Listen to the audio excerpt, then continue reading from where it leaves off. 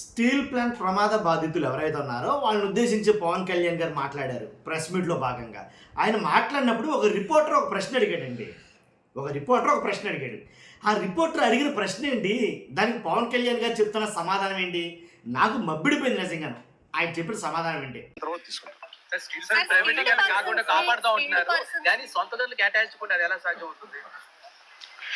ఇప్పుడు మీరు ప్రశ్న ఇప్పుడు ఏం చేస్తున్నారంటే, నేను లాస్ట్ టైం కూడా ఇక్కడికే వచ్చాను. నేను ఎంటైర్ యూనియన్స్తో మాట్లాడాను. నేను ఆ రోజు అందరినీ చేతులు ఎత్తమని అడిగాను.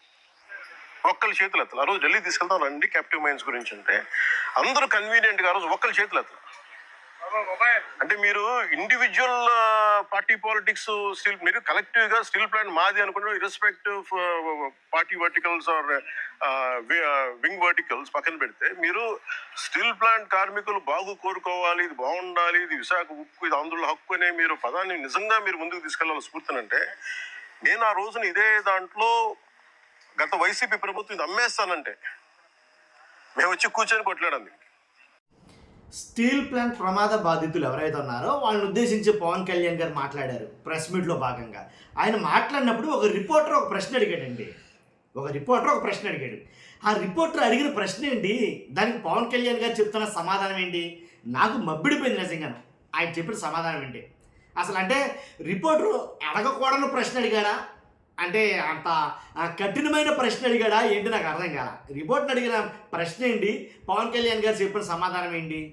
ఇంకోటి చెప్తాను మీకు, అంతకుముందు నారా లోకేష్ గారు, హోమ్ మినిస్టర్ గారు, ఇలా చాలామంది మంత్రులు చాలామంది అయితే వెళ్ళారు. అక్కడికి వెళ్ళినప్పుడు నిజంగా అక్కడికి వెళ్ళిన తర్వాత నారా లోకేష్ గారికి అక్కడ నిరసన సెగ లాంటివి తగిలినాయని చెప్పేవాళ్ళు. ఎలా అంటే వాళ్ళు ఎవరైతే ఉన్నారో స్టీల్ ప్లాంట్ కార్మికులు ఎవరైతే ఉన్నారో, ఆ సంఘాల నాయకులు ఎవరైతే ఉన్నారో వాళ్ళు గట్టిగా మాట్లాడడం జరిగింది. ఇప్పుడు గుర్తుకొచ్చామా మేము మీకు అని అయితే మాట్లాడడం జరిగింది. కోపాన్ని ఆపుకోలేక లోకేష్ గారు కూడా ఏంటి మీ ఇళ్లలో ఏం చనిపోలేదు కదా, మీకేంటి బాధ అన్నట్టుగా కొన్ని వ్యాఖ్యలు చేశారు. ఇవన్నీ పక్కన పెడదాం. ముందు పవన్ కళ్యాణ్ గారిని రిపోర్టర్ అడిగిన ప్రశ్న ఏంటి, దానికి పవన్ కళ్యాణ్ గారు ఏం సమాధానం చెప్పారు, ఏం సమాధానం చెప్పాలి అనే దాని మీదే నేను వీడియో పెడతాను. పవన్ కళ్యాణ్ గారు మాట్లాడిన వీడియో కూడా పెడతాను, అది నేను ఎండ్లో పెడతాను. ముందైతే కనుక రాష్ట్ర ప్రజలందరికీ వాస్తవాలు తెలియాలండి. రాష్ట్రంలో ఏం జరుగుతున్నాయో వాస్తవాలు తెలియాలంటే మీ బాధ్యతగా మీరు లైక్ చేయండి. మీరు లైక్ చేస్తే ఎక్కువ మందికి ఇన్ఫర్మేషన్ షేర్ అవుతుంది. కొత్తగా మన ఛానల్ చూస్తే పక్కాగా సబ్స్క్రైబ్ చేయండి. మీ అమూల్యమైన అభిప్రాయాన్ని కామెంట్ రూపంలో తెలియజేయండి. రిపోర్టర్ అడిగిన ప్రశ్న ఏంటంటే, సార్ స్టీల్ ప్లాంట్ని ప్రైవేటీకరణ కాకుండా కాపాడతామని అన్నారు కదా, మరి సొంత గనులు లేకుండా స్టీల్ ప్లాంట్ని ఎలా కాపాడతారో, స్టీల్ ప్లాంట్ని ఎలా రన్ చేస్తారో, ఇది రిపోర్టర్ అడిగిన ప్రశ్న. మీకు అర్థమైంది అనుకుంటా.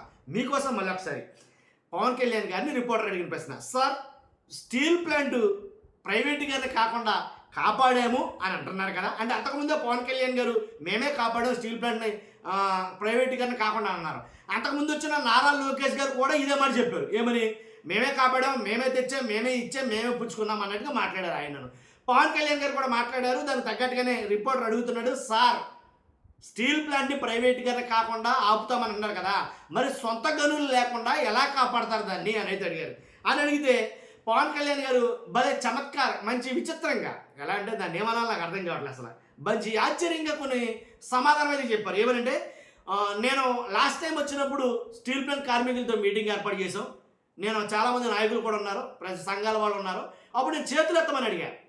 చేతులు ఎత్తండి అంటే ఒకళ్ళు చేతులు ఎత్తలేదు, లేకపోతే ఈ పాటికి మొత్తం అంతా పని అయిపోను అన్నట్టుగా కొన్ని వ్యాఖ్యలు చేశారు.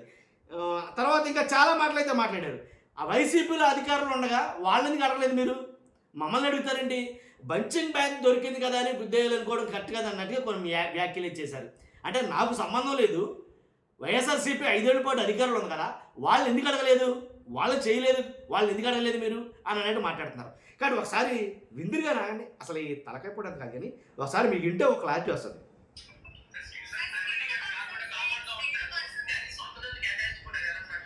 విన్నారుగా ప్రశ్న.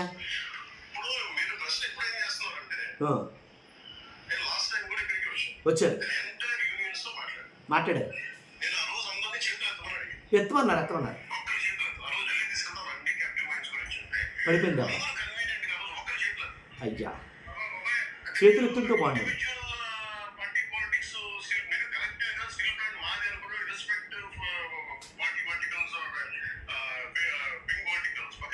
మీరు స్టీల్ ప్లాంట్ కార్మికులు బాగుపడుకోవాలి, బాగుండాలి, విశాఖ ఉక్కు ఇది అందులో హక్కు అనే మీరు పదాన్ని నిజంగా మీరు ముందుకు తీసుకెళ్ళవలసుకుంటారంటే నేను ఆ రోజున ఇదే దాంట్లో గత వైసీపీ ప్రభుత్వం ఇది అమ్మేస్తానంటే మేము వచ్చి కూర్చొని కొట్లాడాలి. గత వైసీపీ ప్రభుత్వం దీన్ని అమ్మేస్తానంటే మేము వచ్చి కూర్చొని కొట్లాడాం ఏది స్టీల్ ప్లాంట్ గురించి. అసలు ప్రశ్న ఏంటో గుర్తుందా మీకు? ఎందుకనే ప్రశ్న ఏంటో గుర్తుందా మీకు? వైజాగ్ స్టీల్ ప్లాంట్ ప్రైవేటీకరణ కాకుండా మేము ఆపామని అంటున్నారు కదా, మరి గనులు లేకుండా ప్రైవేటీకరణ ఆపడం ఎలా సాధ్యం? అది ప్రశ్న. పవన్ కళ్యాణ్ గారు ఇచ్చే సమాధానం మళ్ళీ ఒకసారి వింటారా? వినాలి మీరు, లేకపోతే అర్థం కాదు ఇది.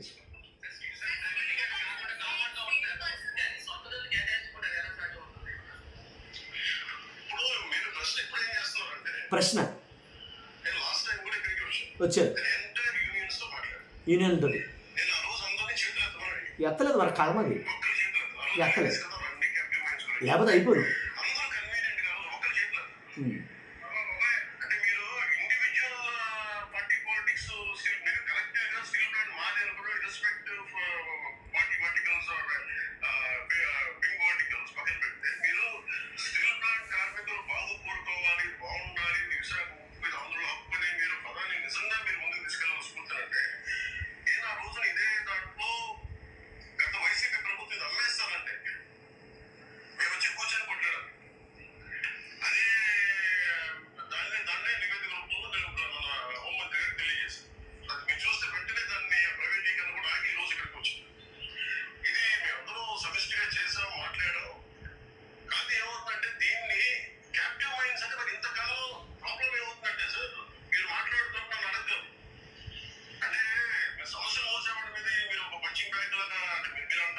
అంటే సమస్యలు మోసే వాళ్ళని మీరు బంచింగ్ బ్యాగ్ లాగా మీరు ఎడాపెడ నన్నే వాయించేస్తే ఎలాగా? నా ఒక్కడికి ఏం తెలిసింది, నాకు మాత్రం ఏం తెలుసు అన్నట్టుగా కొన్ని వ్యాఖ్యలు వచ్చేస్తారు ఇక్కడ. చాలా ఇంట్రెస్టింగ్, అది నేను అనేది.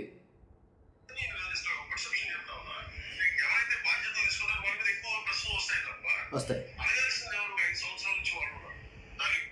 దీని గురించి అడగాల్సింది నన్ను కాదు, అసలు నన్ను అడుగుతున్నారు మీరు. నన్ను బంచింగ్ బ్యాగ్లా చేసి ఆడుకున్నారే కానీ ఏదో ప్రశ్న ఏదో సమస్యలు అన్నీ కూడాను అన్నట్టుగా మాట్లాడి అడగాల్సింది ఎవరిని? నన్ను కాదు. ఎవరిని అడగాలి మీరు? ఖచ్చితంగా గతంలో వాళ్ళని అడగాలి. ఎవరిని? వైఎస్ఆర్సీపీ వాళ్ళని అడగాలి ఈ మాట. అది పవన్ కళ్యాణ్ గారు మాట్లాడుతున్న మాట.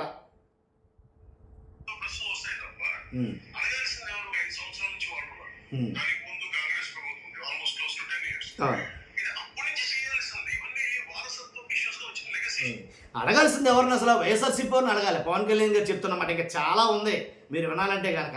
కానీ ఇక్కడ జరుగుతుంది ఏంటంటే కనుక వైఎస్ఆర్సీపీని అడగడం కాదని పవన్ కళ్యాణ్ గారు అసలు మిమ్మల్ని ఎందుకు అడిగారంటే కనుక, మీరు ఎలక్షన్లోకి రాకముందు ఏదైతే ఎలక్షన్ క్యాంపెయినింగ్లో భాగంగా ఒకటప్పుడు ఉపన్యాసాలు ఇచ్చారు చాలామంది నాయకులు అధికారంలో రావడం కోసం.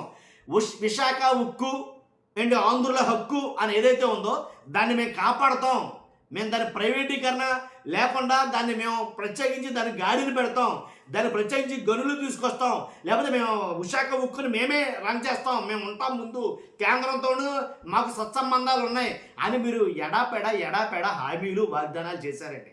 అందు గురించి అని మిమ్మల్ని అడుగుతున్నారు. కాబట్టి మీరు చేశారు, మీరు గుర్తుందో లేదో కానీ మీరైతే చేశారు. ఇక పారిపోవడం లేదు, మీరు పారిపోవడం కుదరదు. ఇది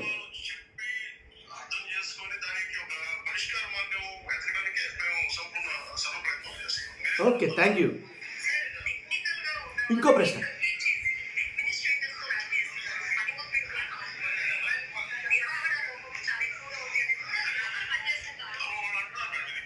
నిర్వహణ లోపం ఉందంట కదా స్టీల్ ప్లాంట్లో. టెక్నికల్ సైడ్ కానీ నాన్ టెక్నికల్ కానీ మొత్తానికి ఎలాగైతేనండి నిర్వహణ లోపం ఉందంట. ఇప్పుడు చనిపోయిన వాళ్ళు కూడాను అది అంతకు ముందు బాగలేదు, ఆల్రెడీ చాలా ప్రాబ్లమ్స్ ఉన్నాయని 5-6 నెలల నుంచి మొర్రెత్తుకుంటున్నారంట. పాపం ఎవరో పట్టించుకోవాలా. చూడండి ఎంతమంది వికట జీవులుగా మారిపోయారు. నిర్వహణ లోపం ఉందంట కదా సార్ అని అడిగారు ప్రశ్న ఒక లేడీ జర్నలిస్టు. అయితే పవన్ కళ్యాణ్ గారి సమాధానం చూడండి ఒకసారి.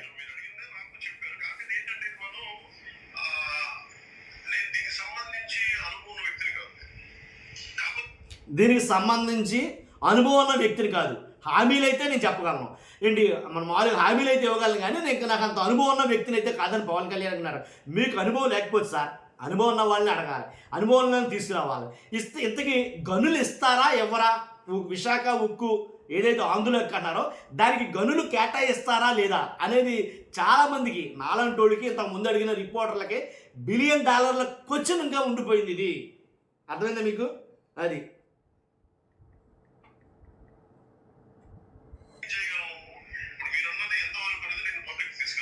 పబ్లిక్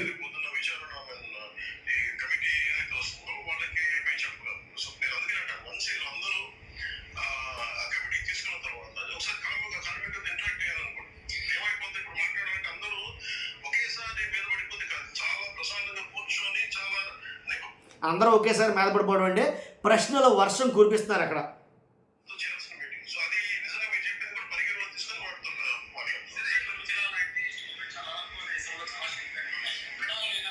ఇంకో ప్రశ్న,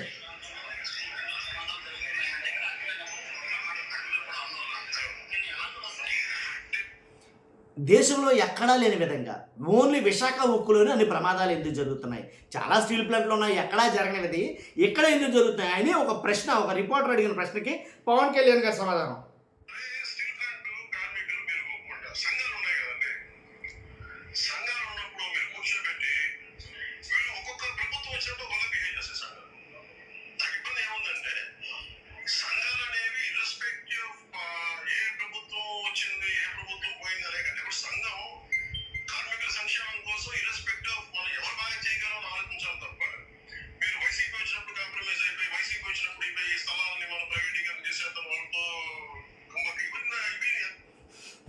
ఆ రిపోర్టర్ అడిగిన ప్రశ్న ఏంటి?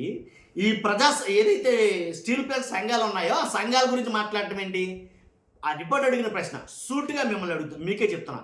ఆ రిపోర్టర్ ఏమడిగారంటే, సార్ పవన్ కళ్యాణ్ గారిని ఉద్దేశించి, సార్ దేశంలో చాలా చోట్ల ఇలాంటి స్టీల్ ప్లాంట్లు ఉన్నాయి, ఎక్కడా జరగనన్ని ప్రమాదాలు ఒక విశాఖ ఉక్కులోనే ఎందుకు జరుగుతున్నాయి? ఇది డైరెక్ట్ క్వశ్చన్. దీనికి సమాధానం ఏం చెప్పాలా? అది అసలు చెప్పాల్సిన సమాధానం వేరు, పవన్ కళ్యాణ్ గారు చెప్తున్న సమాధానం ఏంటి? ఇక్కడ అంటే విశాఖపట్నంలో ఉండి విశాఖ స్టీల్ ప్లాంట్లో ఏవైతే సంఘాలు ఉన్నాయో, ఇవి విశాఖ స్టీల్ ప్లాంట్ సంఘాలు ఏవైతే ఉన్నాయో, ఈ సంఘాల వాళ్ళు అందరూ కూడాను వైసీపీ ఉంటే ఒకలాగానో వైసీపీ లేకపోతే ఒకలాగా బిహేవ్ చేస్తారో, ఈ సంఘాలన్నీ కూడా వైసీపీ తొత్తులుగా ఉన్నాయి, వైసీపీకి పొత్తులుగా ఉన్నాయి అని మాట్లాడారు. అదేంటది? అసలు ప్రజా సంఘాలు స్టీల్ అండ్ ఉక్కు సంబంధించిన స్టీల్ ప్లాంట్ సంఘాలు ఎలా ఉంటాయి? వాటిని వాళ్ళు కాపాడుకోవడంగా మాత్రమే ఆ సంఘాలు అయ్యి, వాటికి పాలిటిక్స్ వేరు. కానీ పవన్ కళ్యాణ్ గారు ఏం మాట్లాడుతున్నారు ఇక్కడ? కాబట్టి వాళ్ళు అంటే ఎంత చక్కగా చెప్పారు పవన్ కళ్యాణ్ గారు నిజంగా.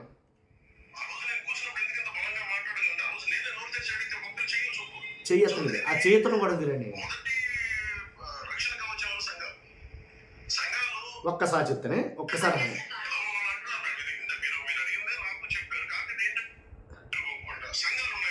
సంఘాలు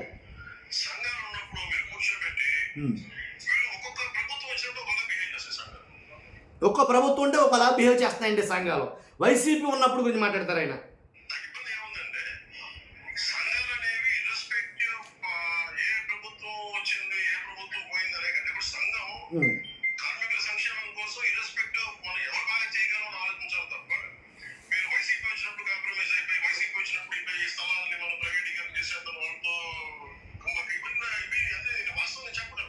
ఎందుకంత ప్రేమ ఈ సంఘాలకు వైసీపీ మీద? స్టీల్ ప్లాంట్ సంఘాలకి, ప్రజా సంఘాలకి, ఇప్పుడున్న స్టీల్ ప్లాంట్లో సంఘాలు ఏవైతే ఉన్నాయో వాటికి వైసీపీ అంటే ఎందుకంత ప్రేమ నాకు అర్థం కాదు. కాబట్టి పవన్ కళ్యాణ్ గారు కూడా అదే బాధపడుతున్నారు. అంటే అడిగిన ప్రశ్నలు వేరు, ముగ్గురు రిపోర్టర్లు అడిగిన ప్రశ్నలు, వివిధ ప్రశ్నలు అవి వేరు, వచ్చిన సమాధానాలు వేరు. ఇక్కడేమో ఆ సంఘాలు ఏవైతే ఉన్నాయో సంఘాలు తప్పుపడుతున్నారు, అవి వైసీపీ తొత్తుల్లాగా పొత్తుల్లాగా ఉన్నాయని. ఫస్ట్ అతను అడిగిన గనులు కేటాయించడం అవుతుందా అవదా, గనులు కేటాయిస్తారా లేదా అని అడిగిన ఫస్ట్ ప్రశ్న. ఆయన అడిగిన దానికి అసలు దాని గురించి దాని రిప్లై రాలా, దాని గురించి వేరేగా వెళ్ళిపోయింది టాపిక్. అదండి మొత్తానికి ఎలాగైతేనండి దీని సెగ నారా లోకేష్ గారిగా కాదు పవన్ కళ్యాణ్ గారికి కూడా గట్టిగా తగిలిందని చెప్పాలి. బంచింగ్ దగ్గర కాదు కదండి మేము ఆడుకోవడానికి.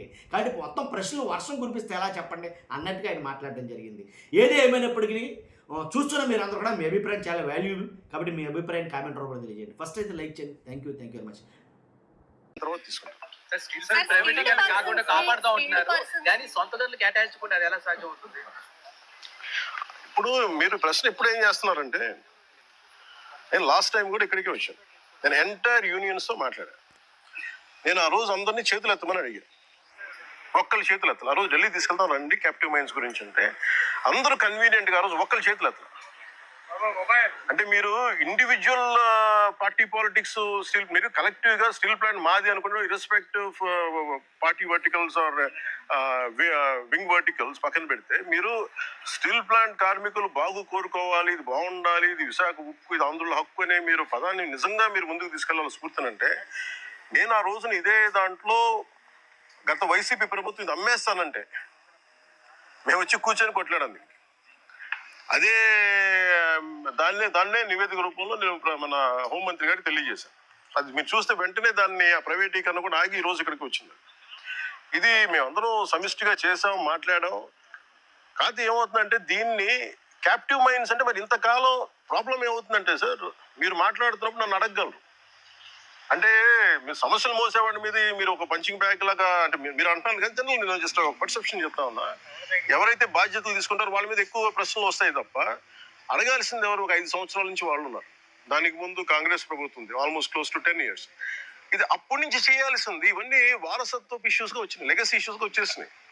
నాకేముంది, నేను ఏ సమస్యల నుంచి మేము పారిపోవడానికి లేదు.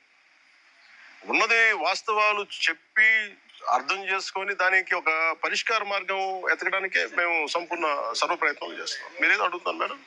సార్, టెక్నికల్ గా ఉన్న వాళ్ళని తగ్గించేసి అడ్మినిస్ట్రేటర్స్ తో రన్ చేస్తున్నారు. పని ఒత్తిడి కూడా కార్మికులు, నిర్వహణ లోపం చాలా ఎక్కువగా ఉంది అనేది కూడా లోపల పనిచేసిన కారణం వాళ్ళు అంటున్నారు మేడం. ఇది ఇంత మీరు అడిగిందే నాకు చెప్పారు. కాకపోతే ఇది ఏంటంటే ఇది మనం నేను దీనికి సంబంధించి అనుభవం ఉన్న వ్యక్తిని కాదు. కాకపోతే నేనేం చేయగలను, ఇప్పుడు మీరు అన్నది ఎంతవరకు అనేది నేను పబ్లిక్ తీసుకెళ్ళగలను. లేదంటే రేపు పొద్దున్న విచారణ ఈ కమిటీ ఏదైతే వస్తుందో వాళ్ళకి మేము చెప్పగలం. సో నేను అందుకని అంటాను, వన్స్ వీళ్ళందరూ ఆ కమిటీ తీసుకున్న తర్వాత నేను ఒకసారి కార్మికులతో ఇంటరాక్ట్ అయ్యాను అనుకోండి, ఏమైపోతుంది, ఇప్పుడు మాట్లాడాలంటే అందరూ ఒకేసారి మీద పడిపోతే కాదు. ఇది చాలా ప్రశాంతంగా కూర్చొని చాలా నిబద్ధతతో చేయాల్సిన మీటింగ్. సో అది నిజంగా మీరు చెప్పింది కూడా పరిగణలో తీసుకొని వాటితో మాట్లాడతాం. లాంటి స్టీల్ ప్లాంట్ చాలా వరకు దేశంలో చాలా స్టీల్ ప్లాంట్ ఉన్నాయి. ఎక్కడా లేనంతగా ఇక్కడ ఈ ప్రాంతంలో స్టీల్ ప్లాంట్ లో ప్రమాదాలు జరుగుతున్నాయని కార్మికులు చెప్తున్నా. కార్మికులు కూడా ఆందోళన. దీన్ని ఎలా చూడొస్తారు? నేను స్టీల్ ప్లాంట్ కార్మికులు మీరు సంఘాలు ఉన్నాయి కదండి, సంఘాలు ఉన్నప్పుడు మీరు కూర్చోబెట్టి వీళ్ళు ఒక్కొక్క ప్రభుత్వం వచ్చినప్పుడు ఒకలా బిహేవ్ చేస్తాయి సంఘాలు. నాకు ఇబ్బంది ఏముందంటే సంఘాలు అనేవి ఇర్రెస్పెక్టివ్ ఆఫ్ ఏ ప్రభుత్వం వచ్చింది ఏ ప్రభుత్వం పోయింది అనే కంటే కూడా సంఘం కార్మికుల సంక్షేమం కోసం ఇర్రెస్పెక్టివ్ ఆఫ్ మనం ఎవరు బాగా చేయగలం అని ఆలోచించాలి తప్ప మీరు వైసీపీ వచ్చినప్పుడు కాంప్రమైజ్ అయిపోయి, వైసీపీ వచ్చినప్పుడు ఈ స్థలాలని మనం ప్రైవేటీకరణ చేసేద్దాం వాళ్ళతో కుంభకి ఇవి అంతే. నేను వాస్తవంగా చెప్పగలను. ఆ రోజు నేను కూర్చున్నప్పుడు ఎందుకు ఇంత బలంగా మాట్లాడగలంటే ఆ రోజు నేనే నోరు తెరిచి అడిగితే ఒక్కరు చేయు చూపులు. సో అందుకని మొదటి రక్షణ కవచం ఎవరు? సంఘాలు ఈ పొలిటికలైజేషన్లోనో లేదంటే మన పార్టీ రాజకీయాల్లో పడిపోయి నిజంగా కార్మికుల సంక్షేమం ఎంతవరకు ముందుకు తీసుకెళ్లారు అనేది కూడా నాకు వాళ్ళతో కూర్చొని నేను మాట్లాడతాను సార్. నేను I don't try to shy away from this. కనీసం సార్ మేనేజ్మెంట్ కూడా ఇంటర్నల్ ట్రాన్స్ఫర్ చేస్తుంది. అసలు సంబంధం లేనటువంటి డిపార్ట్మెంట్ ని డిప్లాయ్ చేయడం వల్ల ఈ ప్రమాదం జరిగింది అనేది, చనిపోయినటువంటి వాళ్ళలో కూడా అట్లాంటి వ్యక్తి ఒకరు ఉన్నారనేది ఇప్పుడు కార్మికులు చెప్తున్నటువంటి మాట. అంటే ఇప్పుడు స్టీల్ ప్లాంట్ యాజమాన్యం కూడా ఈ ఎంప్లాయీస్ విషయంలో కొంత అంతత్వం వహిస్తుంది అనేది ప్రధానమైనటువంటి మాట. దీని మీద అసలు ఏమన్నా మేనేజ్మెంట్ తో మాట్లాడడం కానీ అంటే ఇవన్నీ సార్ ఇవన్నీ కూర్చోబెట్టి మనం ఇలాంటి సంఘటన జరిగినప్పుడు మాట్లాడతాం. సంఘటన జరిగినప్పుడు అన్ని బయటకు నేను అంటానంటే who the first line of defence ఇక్కడ మీరు చెప్పండి. ఫస్ట్ లైన్ ఆఫ్ డిఫెన్స్ ఎవరు? కార్మిక సంఘాలు, యూనియన్స్. వాళ్ళ పనులు సరిగ్గా చేస్తున్నాయనేది ఇవన్నీ వాళ్ళు మాట్లాడాల్సింది. వాళ్ళు ఆ రోజు నేను వచ్చి కూర్చున్నప్పుడు ఒక్కళ్ళు ఇదే చెప్పాను, మాకు ఇన్ని సమస్యలు ఉన్నాయి. ఓకే, మనం అందరం ఇంకా కింద పెడతాం, మీద పెడతాం, వెళ్తాం, 10 సార్లు ఒక నెగోసియేషన్ జరుగుతాయి. అసలు సమస్యని మీరు ఇవన్నీ చెప్పకుండా మీకు అన్యాయాలు జరిగిపోతున్నాయి, ఇవి జరిగిపోతున్నాయి అంటే నేను అనేది ఏంటంటే మీరు ఒక లాజికల్ గా ఒక రేషనల్ గా మాట్లాడకుండా పూర్తి ఎమోషన్ మీద ఇలా కూర్చొని మాట్లాడితే కాదు. కూర్చోబెట్టి లాగ్ బుక్స్ తీసుకోవాలి, ఏమేం జరిగినాయి, నిజంగా మీరు చెప్పినట్టుగా అడ్మినిస్ట్రేటివ్ జాబ్ ని పెంచి స్కిల్ లేబర్ ని లేకుండా చేస్తారు. ఇవన్నీ ఏంటంటే మనం ఆఫ్ ద హ్యాండ్ ఇలాగా మనం కూర్చొని ఇది మీడియా ట్రయల్ కాదు, లేదంటే సోషల్ మీడియా ట్రయల్ కాదు. It should be a very deep investigative approach with committee of experts has to have. దీనికి పొలిటికల్ విల్ ఉండాలి. దీనికంటే మేము పొలిటికల్ నేను ఈ రోజుకి చెప్తాను కదా, ఇండివిజువల్గా మేము అసలు జనసేన పార్టీ ఈ రోజు మేము ప్రభుత్వంలో భాగస్వామ్యం అయినా కానీ మేము ఎక్కడ దీన్ని షన్ చేయట్లేదు. More than willing to understand, more than మేము పదే చెప్పాం కేంద్ర ప్రభుత్వానికి, ఏది అధికారంలో లేనప్పుడు చెప్పాం, మీరు దయచేసి దీన్ని, ఇది ఒక హార్డ్ కోర్ మేము త్యాగాలతో వచ్చింది, ఇది మీరు దయచేసి దీన్ని చూడండి అంటే మేము దాన్ని స్ఫూర్తిని వాళ్ళు గౌరవించారు. ఈరోజు ఉంది అంటే ప్రైవేటీకరణ కాకుండా ఉండాలంటే. కాబట్టి దీన్ని కాపాడుకోవాల్సింది కూడా ఒక నిజంగా అన్డ్యూ డిమాండ్స్ ఏమైనా ఉన్నాయా, జెన్యున్ డిమాండ్స్ ఉన్నాయా, ఇవన్నీ కూడా చాలా నిబద్ధతతో కూర్చొని చేయాలి. చాలా కన్సల్టేషన్స్, చాలా డెలిబరేషన్ జరగాల్సిందే. అందుకని నాకు స్టీల్ ప్లాంట్ చాలా అద్భుతంగా ఉండాలి, ఇలాంటి ప్రమాదాలు జరగకూడదు అనేది మా అందరి